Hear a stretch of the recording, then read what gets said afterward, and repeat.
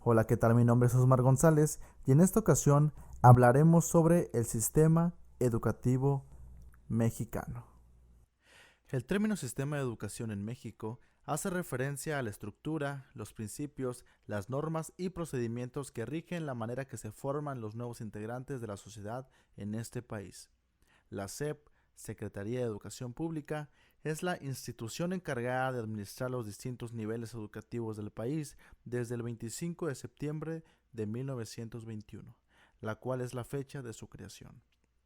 Asimismo, desde años anteriores se fueron estableciendo, promulgando y aprobando distintas mejoras para las funciones de la educación en nuestro país.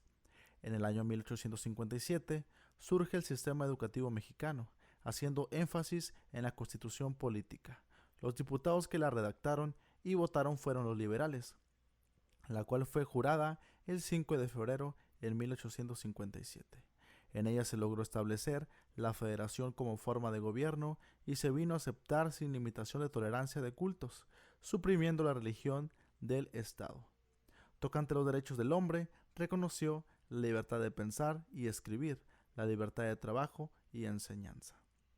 Más tarde, en 1867, se elaboró la Ley Orgánica de Instrucción Pública. En 1917 se promulgó la Constitución Política de los Estados Unidos Mexicanos, cuyo artículo 3 establecía la libertad de cátedra. Este sistema educativo mexicano es producto de la confluencia de dos corrientes de pensamientos: el liberalismo mexicano, que se reafirma con la guerra y las leyes de reforma en 1859 y 1861, y la Revolución Mexicana de 1917. El 13 de diciembre de 1934, el artículo tercero constitucional se reformó por primera vez y en los años 40 se implementaron los libros de texto gratuitos. El artículo tercero de la Constitución Política de los Estados Unidos Mexicanos y la Ley General de Educación de 1993, que abrogó la Ley Federal de Educación, la Ley del Ahorro Escolar, la ley que establece la educación normal para profesores de centros de capacitación para el trabajo y la Ley Nacional de Educación para adultos, y que fue reformada en el 2000 y cada año a partir de 2002 hasta el 11 de septiembre del 2013. Son los principales cuerpos legales que se regulan al sistema educativo y establecen los fundamentos de la educación nacional. En 1976 se aprueba la Ley Nacional de Educación para Adultos, que norma y regula la educación que se ha de brindar a los mayores de 15 años que no han concluido su educación primaria o secundaria. En el año de 1921 se establece la Secretaría de Educación Pública y el presidente Álvaro Obregón nombra a José Vasconcelos Calderón como su primer titular. A partir de ese momento, el Estado se preocupa más por la educación a nivel nacional y va sembrando poco a poco el territorio de escuelas, maestros, planes y programas educativos. Durante el periodo de Vasconcelos se comienza la lucha contra el analfabetismo, se crea la Escuela Rural Mexicana, se incrementan las bibliotecas, se editan libros y se impulsan las bellas artes. En nuestro México actual existen diferentes niveles de educación: educación básica, media superior y superior, los cuales comprenden estudios en preescolar, primaria, secundaria, bachillerato, licenciatura, maestría y doctorado, además de diplomados y otras modalidades de educación superior. El artículo 3 de la Constitución Política de los Estados Unidos Mexicanos establece que la educación que imparte el Estado deberá ser obligatoria, universal, inclusiva, pública, gratuita y laica. Recientemente, en mayo del 2019, se reformó el citado artículo incluyendo la obligatoriedad desde el nivel de preescolar hasta el medio superior. También la educación superior se considera obligatoria, pero condicionada a los requisitos dispuestos por las instituciones de educación superiores públicas.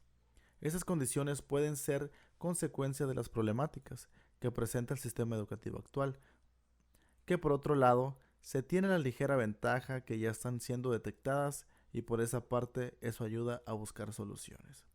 Una de las problemáticas principales son la cobertura de educación. De los principales problemas del sistema educativo mexicano es que no garantiza la educación a la mayor parte de los ciudadanos. Esa es la razón por la que existen comunidades que a lo largo de su vida no reciben la educación básica, un derecho humano fundamental, y mucho menos logran siquiera tener el certificado de bachillerato. Los factores más comunes de la falta de cobertura educativa se relacionan con variables sociales y económicas. Muchas familias, tanto en comunidades rurales como urbanas, requieren que todos sus miembros realicen labores remuneradas para conseguir un ingreso mínimo de supervivencia. Existen comunidades remotas, en su mayoría indígenas, que no cuentan con opciones educativas cercanas, por lo que solo reciben educación formal aquellos que tienen la oportunidad de transportarse a otras comunidades de manera diaria.